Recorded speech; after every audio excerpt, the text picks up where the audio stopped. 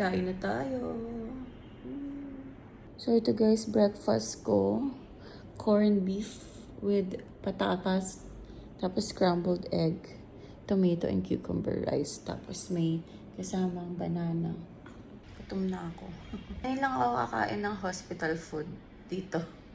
Kahapon hindi. Guys, nasakit ng braso ko.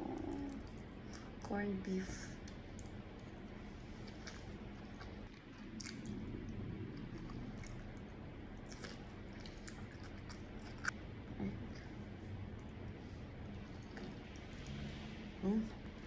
Kain muna ako habang tulog si baby. Dahil pagkagising niya, non-stop dede na naman.